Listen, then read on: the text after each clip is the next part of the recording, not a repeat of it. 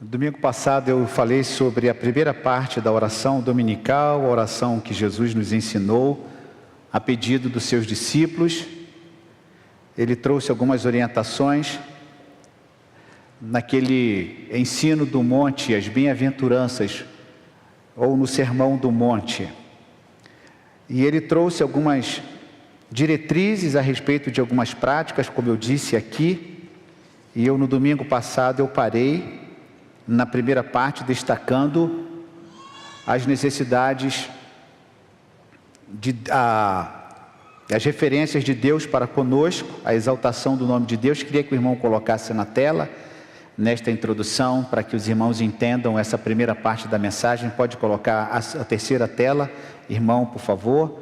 Exatamente, nós paramos na primeira tela, as três primeiras partes, nos versos 9 e 10 da oração, que está em Mateus no capítulo de número 6, e eu falei sobre o nome de Deus, o reino de Deus, a vontade de Deus, e discorri sobre cada tópico nesta primeira parte da oração do Pai Nosso. E agora eu quero concluir, pode colocar a outra tela, irmão, para que nós saibamos do conteúdo que será ministrado agora, que é a respeito, a segunda parte. Temos aqui a respeito do pão, do perdão e do livramento. Abra sua Bíblia, Mateus no capítulo de número 6, a partir do verso de número 9. Mateus no capítulo de número 6, a partir do verso de número 9. Vocês orem assim: Pai nosso que estás nos céus, santificado seja o teu nome. Venha o teu reino, seja feita a tua vontade, assim na terra como no céu. Dá-nos hoje o pão nosso de cada dia. Perdoa as nossas dívidas, como nós perdoamos aos nossos devedores.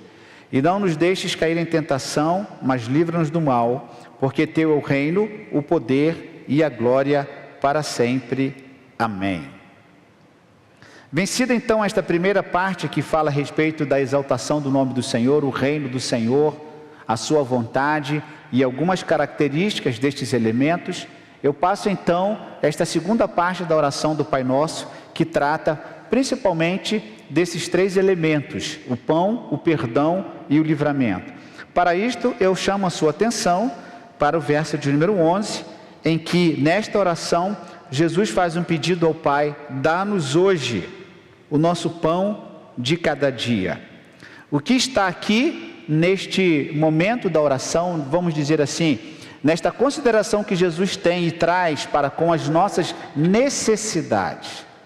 Se na primeira parte ele exalta, ele glorifica, ele revela e expõe a vontade de Deus nesta oração, reconhecendo aquilo que ele é, nesta segunda parte ele então pensa em nós.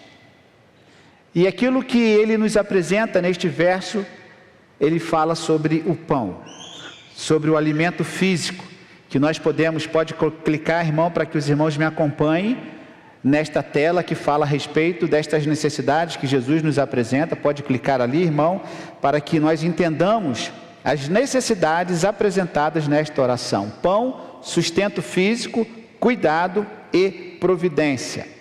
O que Jesus nos mostra nesta oração não é que o pão não seja importante, mas ele é secundário.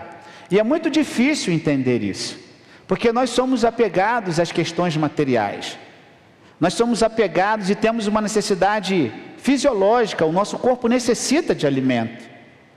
Mas muitas vezes nós invertemos a prioridade. Valorizamos demais aquilo que está ligado diretamente ao nosso corpo, ao nosso físico, e nos esquecemos daquilo que é o principal. E eu quero trazer para os irmãos algumas questões neste sentido, entendendo que Jesus está nos apresentando algo importante para o nosso sustento, para a nossa provisão, para o nosso cuidado, mas também a palavra de Deus vai nos mostrar que nem só de pão viverá o homem, mas de toda palavra que sai da boca do Senhor. E também entendemos, neste mesmo pensamento e trilhando neste sentido, quando apresentei no domingo passado Jeová Jireh, que significa o Deus da provisão, Ele sabe daquilo que nós necessitamos. O sustento, o pão material, e não somente o pão material que simboliza, vamos dizer assim, toda necessidade que nós temos, aquilo que nos sustenta o corpo, que nos dá vida corpórea, que é importante, e ele então pede a Deus que nos conceda. O Senhor proverá. Nós entendemos aqui, a partir desta palavra, desta expressão que se refere a Deus, que supre todas as nossas necessidades, na forma de ajuda, na forma de socorro e na forma de proteção. É uma promessa que o Senhor concedeu a nós, e nós precisamos confiar nesta promessa, entendendo assim que Deus supre todas as necessidades. Quando Abraão ofereceu o seu filho, ou então foi se dirigir para oferecer o seu filho, Deus falou com ele: eu providenciei o cordeiro, não lance mão do seu filho. O cordeiro, ele foi provido pelo Senhor, que naquele momento fez com que Abraão entendesse que Deus estava direcionando a sua vida, e Deus então estava poupando o seu filho, porque na verdade era um indicativo daquilo que Jesus faria lá no Novo Testamento. Encontramos também uma providência quando no tempo de Moisés, o maná estava sendo entregue todos os dias. Abra sua Bíblia em Êxodo no capítulo 16, os versos 19 e 20. Porque quando o povo clamava a Moisés pelo alimento, o Senhor trouxe um direcionamento para o seu povo. Este direcionamento está em Êxodo no capítulo 16, nos versos 19 e 20, quando na peregrinação pelo deserto, o povo faminto, naturalmente necessitando de alimento, todos os dias eles estiveram caminhando pelo deserto 40 anos, e eles começaram a reclamar, e o Senhor então deu o pão do céu, que é o maná, uma expressão em hebraico que significa: o que é isto? Quando o maná começou a cair do céu, o povo assustado, eles olharam para aquele alimento que caía, e o povo então perguntou: o que é isto? Esta é a palavra maná, o seu significado no hebraico. Êxodo no capítulo 16, os versos 19 e 20, quando o povo reclamou pedindo pão, pedindo o alimento, Deus concedeu todos os dias, mas o que aconteceu? O povo estava guardando o alimento para o outro dia, e olha o que o texto nos diz, Êxodo no capítulo 16, os versos 19 e 20. Moisés lhes disse: não guardem coisa alguma para o dia seguinte. Alguns deles, porém, não deram ouvidos e guardaram um pouco de alimento até a manhã seguinte. A essa altura, a comida estava cheia de vermes e já cheirava mal. E quando nós olhamos esse texto na sua íntegra, nós perceberemos o quanto que Moisés ficou nervoso e triste por causa da desobediência. Deus designou e trouxe um direcionamento preciso ao seu povo: não guarde para amanhã aquilo que eu concedo hoje. Amanhã será outro dia e eu irei prover o alimento. Mas naturalmente alguns ansiosos, naturalmente alguns afoitos, alguns descrentes, alguns preocupados com o dia de amanhã, o que eles faziam? Uma marmitinha, um lanchinho, colocava lá guardado, talvez escondido de Moisés e dos sacerdotes. Fico imaginando lá aquela mamãe protegendo o seu filho, dizendo o seguinte: meu filho, vamos comer, vamos guardar isso aqui para amanhã, porque eu não sei o que esse Moisés aí tem para amanhã. E aí a mãe, o papai vai lá, prepara aquele lanchinho e guarda, e guarda, e guarda, com medo de não ter a provisão. E o que acontece? Começa a dar bicho, cheira mal. E Moisés fica furioso, porque eles estavam desobedecendo uma ordem. E qual era a ordem? O pão nosso de cada dia nos dai hoje, não deixe para amanhã. Eu estou concedendo para hoje, amanhã Deus proverá. Que difícil, meu irmão, que difícil. Nós já estamos nos preocupando com a segunda-feira. Eu já fico pensando: o que eu vou fazer amanhã? Você também é assim? Você também é assim? Você está aqui, mas seu pensamento está lá na segunda-feira, e já na terça, e já na quarta, e já na quinta. Nós somos assim, ansiosos. E nós não confiamos na providência de Deus, no cuidado de Deus, porque nós somos ansiosos. nós temos medo de passar fome. Tem gente que se não tiver um chocolatezinho na bolsa, morre. Se não levar um biscoitinho, colocar alguma coisa na boca, fica numa ansiedade tremenda. É natural que isso aconteça com muitos de nós. Não estou dizendo que com isso, com o seu chocolate na bolsa, você não confie no Senhor. Não é isso que eu estou dizendo. Eu estou dizendo que estes hábitos, muitas vezes, eles revelam uma preocupação e uma ansiedade que o nosso coração abriga. E se nós temos então um chocolatezinho, ou então lá qualquer outro doce, ou qualquer outra coisinha, um pacote de biscoito, quanto que nós não guardamos para o amanhã? Isto vai diretamente contra a lógica do cristianismo, a lógica de Deus e a lógica de Cristo, que é: o pão nosso de cada dia nos dai hoje. Deus prometeu suprir todas as nossas necessidades em Cristo Jesus. Abra sua Bíblia em Mateus no capítulo de número 6, que já está aberta. Eu fui citar lá o texto de Êxodo capítulo 16, mas eu queria que você também voltasse agora para o capítulo de número 6 de Mateus e veja o que diz o verso 33. Mateus capítulo 6, verso 33. Buscai, pois, em primeiro o seu reino e a sua justiça, e todas as outras coisas serão acrescentadas. E nesse contexto que Jesus profere este verso, ele está falando sobre a ansiedade, a solicitude da vida, as preocupações da vida, com que é a vez de comer, com que é a vez de vestir. E ele então traça aqui um paralelo: olhem para os lírios do campo, olhem para as aves.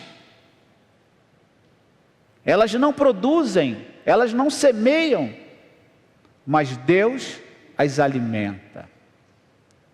E ele então traz para a nossa necessidade buscar em primeiro lugar o reino de Deus e a sua justiça, e todas essas coisas serão acrescentadas. Quando nós invertemos esta ordem, nós deixamos de confiar na provisão do Senhor. E a vida cristã é uma vida de fé, de confiança plena. Deus vai suprir, Deus vai conceder, Deus vai abrir a porta, Deus vai dar livramento. Deus gosta disso, meus irmãos. O Senhor gosta desta prova. A Bíblia diz: provai e vede que o Senhor é bom. A Bíblia diz: fazei prova de mim. Deus espera que nós o desafiemos para aprendermos dele quem ele é e o que ele pode fazer para conosco, para com seus filhos que pedem, que necessitam, que buscam. É um incentivo a buscar a presença do Senhor, é um incentivo a confiar em Deus, na providência do Senhor a cada dia. E o texto do capítulo 6 vai nos mostrar muito a respeito disto. Olha o que diz o verso de número 34 do capítulo 6, pode colocar na tela. Seguindo esta direção do Cristo Jesus, ele diz assim no verso 34 do capítulo 6: portanto, não vos inquieteis com o dia de amanhã, pois o amanhã trará os seus cuidados. Basta ao dia o seu próprio mal. Se deixar para amanhã, pode dar bicho, porque pode perder a bênção do Senhor. Se deixar para amanhã, obedecendo muitas vezes a nossa preocupação, a nossa ansiedade, pode dar errado, porque não é isso que Deus quer. Deus quer que a nossa dependência seja diária, em todo tempo, em qualquer situação, em qualquer circunstância. Deus abre porta e Deus cuida dos seus servos. Eu estava fazendo alguns exames alguns dias atrás, e essa questão de plano de saúde é muito complicado, porque você tem, eu e você, nós temos boas opções aqui em Brasília, de hospital, de médicos, uma rede hospitalar muito boa, bons médicos, mas muitas vezes nós temos que adaptar isso ao nosso plano de saúde, porque nem sempre o hospital ou o médico atende pelo plano de saúde. E procurando então, no plano de saúde, um direcionamento para um médico, sem saber aquele que poderia me atender, eu fui ao hospital e conversei com o médico que estava me pedindo outros exames. Ele iria me indicar um outro médico para poder fazer outros exames. Eu falei assim: eu não conheço o médico que possa fazer isso. E ele disse assim: Você vai na recepção e eles vão indicar um médico para você. Eu fui na recepção e a pessoa me apresentou algumas opções.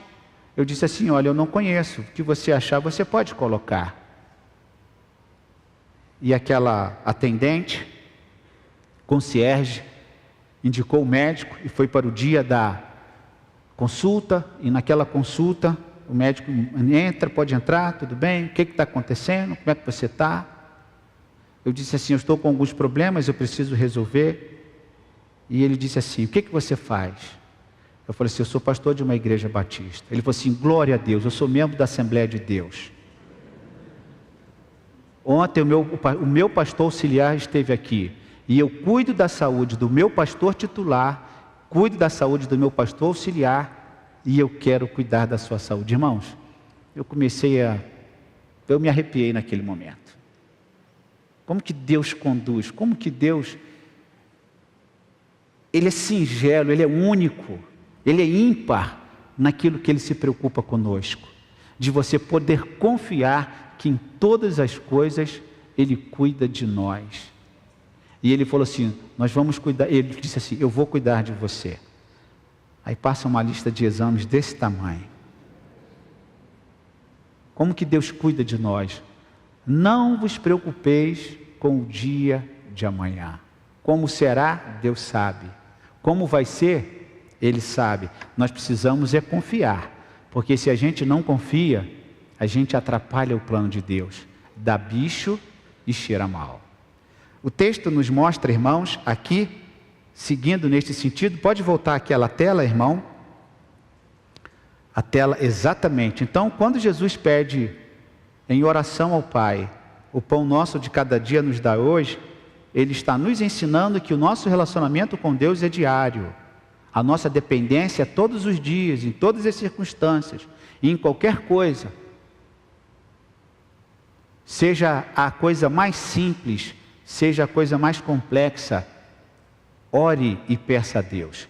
No segundo, nós encontramos o perdão. Veja o verso 12 do capítulo 6 de Mateus. Na oração, ele nos apresenta no verso de número 12: perdoa as nossas dívidas, assim como nós perdoamos aos nossos devedores.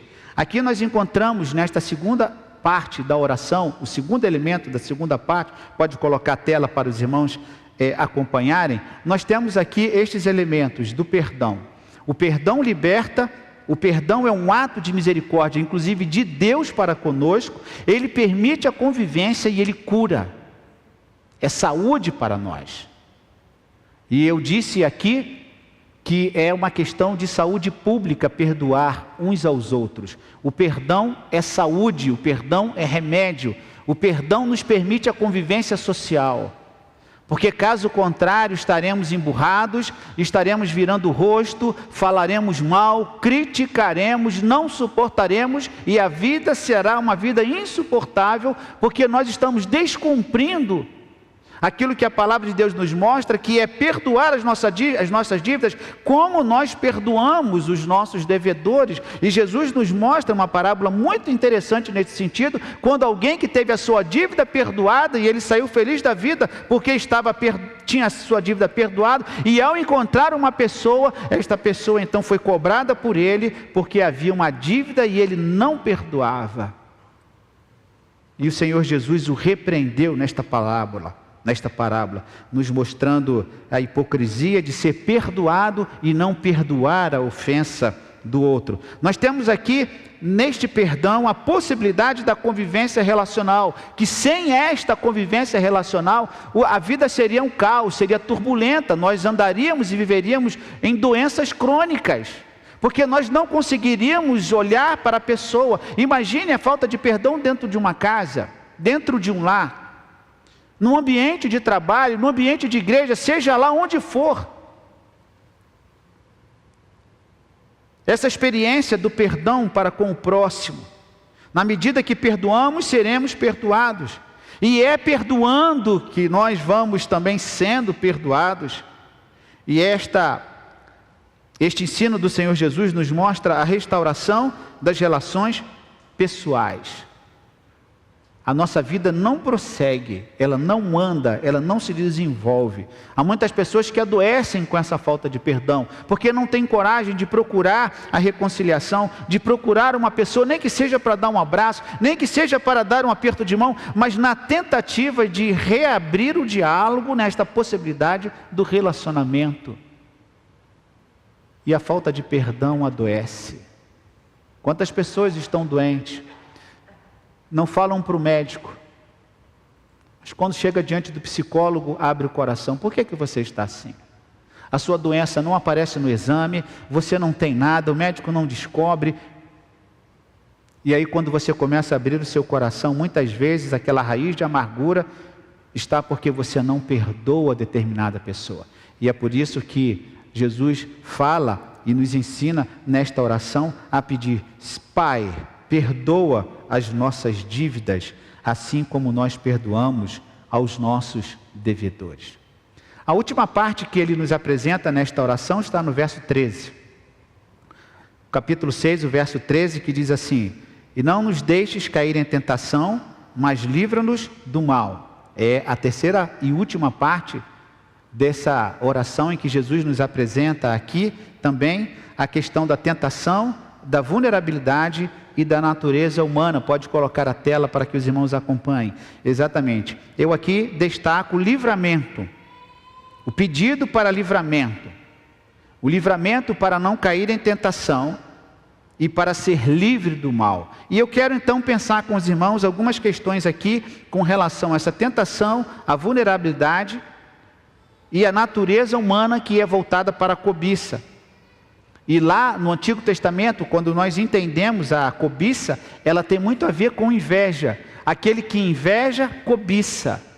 Aquele que inveja, deseja o que o outro tem. E a Bíblia nos mostra exatamente estas possibilidades quando nós olhamos lá para o capítulo 20 do livro do Êxodo. Vá para o capítulo 20 do livro do Êxodo, porque nós encontramos aqui nos 10 mandamentos algumas palavras que Deus deu a Moisés, alguns mandamentos para que o povo de Deus pudesse observar. E falando desta natureza humana, desta cobiça, desta inveja, o capítulo 20 do livro do Êxodo, ele nos mostra exatamente um pouco desta tendência humana para com a cobiça, para com a tentação. E tentação aqui nos mais variados aspectos, não propriamente em um aspecto. Quando você é tentado para alguma coisa, para descumprir um mandamento de Deus, e aqui de uma maneira genérica, geral, a respeito da possibilidade de uma espécie de tentação, ou de várias espécies de tentação, e não apenas uma espécie de tentação. Mas tudo aquilo que te tenta para praticar o mal. E nós encontramos aqui, no capítulo 20 do livro do Êxodo, alguns mandamentos que ele vai nos dizer assim. Eu quero a partir do verso de número 13, porque eu quero me ater depois no 17. Mas no 13, para que o irmão entenda: não matarás, não adulterarás, não furtarás, não dirás falso testemunho contra o teu próximo. E aí vem o verso 17: não cobiçarás a casa do teu próximo, não cobiçarás a mulher do teu próximo, nem o seu servo, nem a sua serva, nem o seu boi, nem o seu jumento, nem coisa alguma que pertença ao teu próximo. A orientação aqui é que o povo de Deus pudesse invejar e cobiçar alguma coisa que não lhe pertencesse. E isto também é falta de dependência ao Senhor. É querer algo que Deus não permitiu e Deus não quer para você. Se Deus quisesse, Ele te daria. Ele abriria a porta. Ele concederia. Irmãos, quantas coisas às vezes nós pedimos a Deus e Ele não concede? Quantas coisas nós pensamos o seguinte: bem que Deus poderia me dar. Bem que Deus poderia me abençoar. Ele abençoou fulano, beltrano, Ele concedeu, e às vezes nós ficamos a olhar para os lados e percebemos pessoas que possuem, e nós pensamos assim: ah, mas eu não tenho. Eu tenho certeza, meu irmão, que você tem o que o outro não tem. Aquilo que você cobiça do outro, você tem e ele não tem. Olhe para isso. Não olhe para o que o outro tem. E aí, diz aqui, nesse entendimento exegético desta natureza humana que cobiça, que inveja aquilo que não é permitido, e que nós somos lembrados a não cairmos nesse tipo de tentação, que é desejar, que é cobiçar. Nós encontramos aqui este texto a respeito da cobiça, no Decálogo. Ele apresenta algumas áreas da cobiça e da tentação. Em primeiro lugar, ele está aqui nos apresentando a respeito da casa do teu próximo. Eu quero um pouquinho de tempo no verso 17, veja comigo. O verso 17, não cobiçarás a casa do teu próximo. Importante destacar que no contexto dessa época de Moisés, no contexto hebreu da era mosaica, a palavra casa no hebraico, ela não se limita como, por exemplo, nós temos hoje, inclusive até no nosso ordenamento jurídico, que trata um pouco de casa, domicílio, que tem diferença. Naquele tempo de Moisés, casa não era propriamente o espaço fechado, mas tudo o que se encontrava naquele espaço. E aquele espaço abrigava muitas coisas. Naquele espaço, naquele ambiente doméstico que o texto e o conceito de casa nos apresenta, proteção contra a vida. Que coisa interessante pensar nesse sentido. A casa e tudo aquilo que existe dentro da casa, pessoas, bens, propriedades, objetos, servos e tudo aquilo que é pertencente ao ambiente doméstico daquele contexto era considerado casa. Um conceito muito abrangente, muito largo. Não cobiçarás a casa do teu próximo. Não é apenas cobiçar o prédio, o tijolo. Que porta bonita! Que telhado maravilhoso esse irmão fez na casa dele. Que piscina fantástica. Eu mergulhando nesta piscina. O conceito de casa ali, no conceito hebraico, é tudo aquilo que pertence à casa que você não deve cobiçar. E não deve permitir que os seus desejos venham de alguma forma desejar aquilo que Deus não permitiu que você tivesse. O conceito de casa, muito interessante. Diz respeito ao matrimônio, quem mora nesta casa, os familiares, e cada um deve ter a sua casa, que é uma proteção da vida pessoal. Quando ele fala a respeito aqui, irmãos, da sua casa, da sua propriedade. Ele fala também no verso 17, não cobiçarás a mulher do teu próximo. Ele também aqui nos fala exatamente da proibição, da cobiça, do desejo daquela pessoa que está envolta naquele ambiente já programado e destinado por Deus. Se Deus permitiu a casa, os seus membros, o seu boi, o seu servo, a sua propriedade, Ele também está protegendo as pessoas naquele ambiente familiar. Por isso, ele vai dizer, isto poderia provocar uma desintegração daquele ambiente familiar, por uma cobiça indevida, por um desejo indevido, por uma tentação voltada e relacionada à cobiça. Por isso, o respeito ao matrimônio, no verso 17 do capítulo 20 de Êxodo. Ele continua no verso 17, depois de falar a respeito da casa e da mulher do próximo, ele fala assim também no verso 17, nem o seu servo e nem a sua serva. O que o hebraico está nos dizendo aqui é o seguinte, que já naquele tempo as pessoas poderiam cobiçar posição social de uma pessoa, e a palavra servo e servo, é bom que se entenda, ela poderia se referir ao oficial ou ao ministro do rei, e não propriamente ao servo que nós entendemos hoje, ou a serva que nós entendemos hoje, como aquela pessoa escrava, num conceito atual. Não é isto. O servo ou a serva daquele tempo poderia ser um oficial do rei, um ministro do rei, uma pessoa de alta patente, uma pessoa com uma importância social, vamos dizer assim, do ponto de vista da sua função profissional, uma pessoa com uma função muito importante, que poderia despertar cobiça por parte de alguém. E por isso ele vai nos orientar, nem o servo e nem a serva, não cobice a posição social de alguém. Se o irmão cresceu e está se desenvolvendo na sua área, glória a Deus. Se o irmão está conseguindo prosperar nos seus empreendimentos, na sua vida pessoal, glória a Deus por isso. Nos alegremos com ele por causa desta vitória. E não o olhar de cobiça e de inveja pelo fato do irmão estar crescendo. Pelo contrário, que seja motivo de gratidão e de glória a Deus por causa disso. E é bom também que se diga neste sentido que servos e servos, no conceito de família, nesse contexto, também faziam parte da família, da casa. Mas ele não para aí, ele vai falar do boi e da jumenta, no verso 17. Também não cobiçar o seu boi, nem o seu jumento. E o que isto quer dizer, irmãos?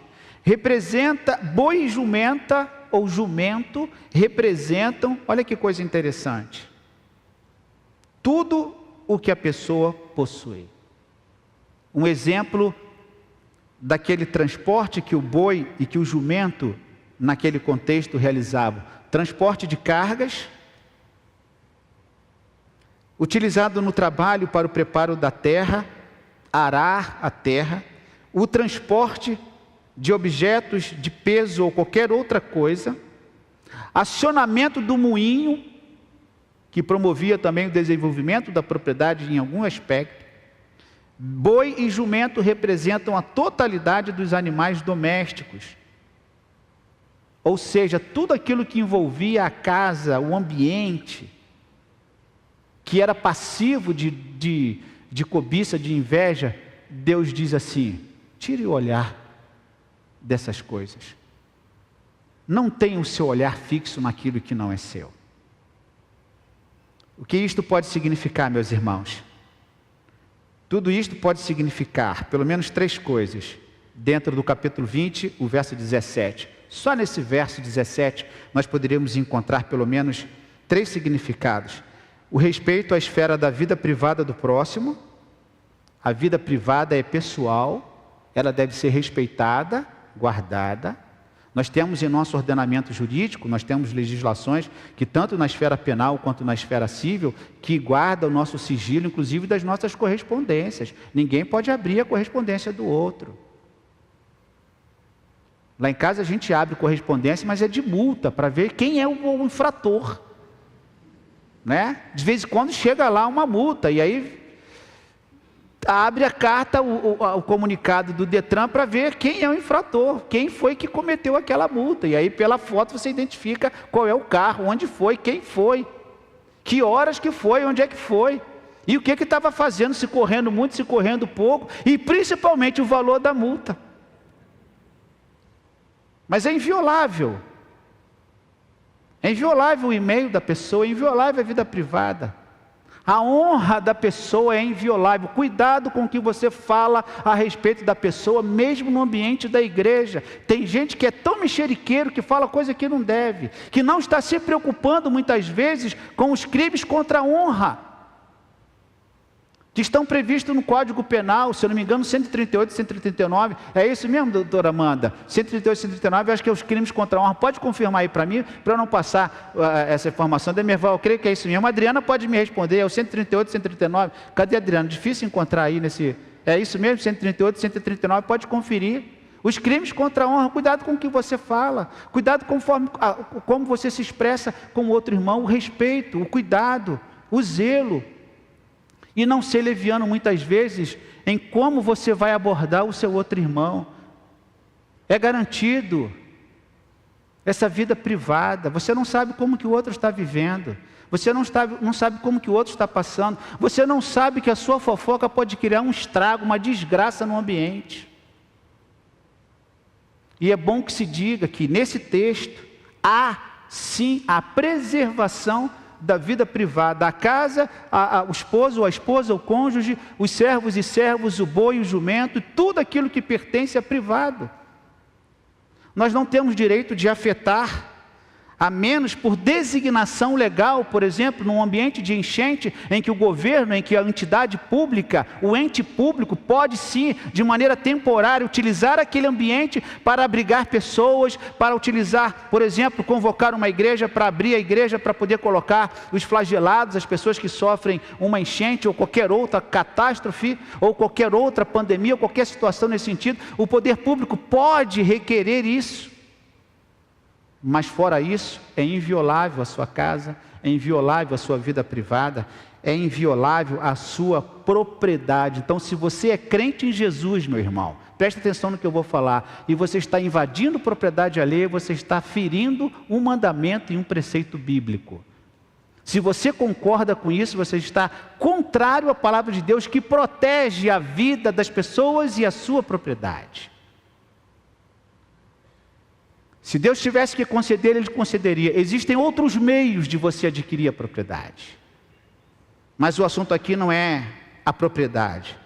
O assunto aqui é: não interfira nas relações humanas do teu próximo. Se a vida é privada, calma.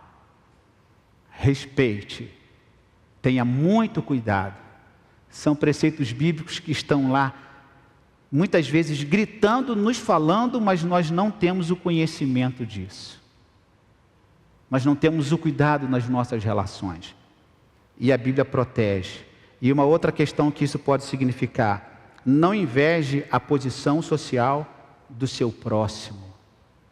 Como eu disse, se ele está crescendo, se ele passou no concurso, glória a Deus. Se ele é o primeiro aluno da sala, glória a Deus. Se ele conseguiu algo prodigioso, glória a Deus por isso. Louvado seja Deus por isso, porque essa pessoa está sendo abençoada pelo Senhor. Mas nós chegamos na última parte. Pode colocar a tela, irmão. Nós chegamos na última parte, que é ali o livramento, a vulnerabilidade, a fragilidade da natureza humana, quando ele vai também nos apresentar no verso que vai nos mostrar: não nos deixeis cair em tentação, mas livra-nos do mal. Volte para o capítulo 6 de Mateus e nós vamos chegar à conclusão. Ele vai nos apresentar: não nos deixeis cair em tentação, não nos deixeis cobiçar, não nos deixeis invejar, porque o Senhor tem para nós aquilo que nos pertence, sem que necessite olhar para aquilo que é do outro. Mas ele vai dizer o seguinte: mas livra-nos do mal. E aí há uma discussão a respeito desse mal. Que mal é esse? E há um entendimento totalitário de que este mal é a presença satânica, que no grego é poneros, que é maligno. É como se Jesus orasse: livra-nos do poneros, livra-nos do maligno, livra-nos de Satanás. Não permita que caiamos em tentação e livra-nos de Satanás, que pode inclusive também ser tentador, e é tentador. E eu digo que pode ser tentador porque nem toda tentação vem dele. Tiago vai falar que muitas vezes a tentação vem da própria pessoa, que ao olhar cobiça, deseja, e todo aquele processo de morte, ele acontece naturalmente. Livra-nos do mal, livra-nos do maligno, indicando a maldade, a perversidade, a corrupção moral, que não apenas é provocada pelo inimigo, mas ele incita o ser humano neste comportamento. É como aquela parábola que Jesus diz do semeador, que a parábola caiu numa parte da terra, e aí vem o inimigo e tira a semente. E é por isso que a Bíblia diz que a nossa luta não é contra a carne, não é contra o sangue. Satanás incita as pessoas para o mal, Satanás incita as pessoas para a perversidade, os demônios incitam as pessoas para promoverem aquilo que desonra a Deus, aquilo que não glorifica a Deus, e é por isso que Jesus termina a sua oração dizendo: livra-nos do mal, livra-nos do maligno, conforme ele nos mostra no verso de número 13. E aí vem essa parte final, que em algumas Bíblias está em colchete. Eu queria terminar explicando isso. A parte final do verso, que suscita muita falta de informação nesse sentido, e nós temos que encarar isso com lealdade.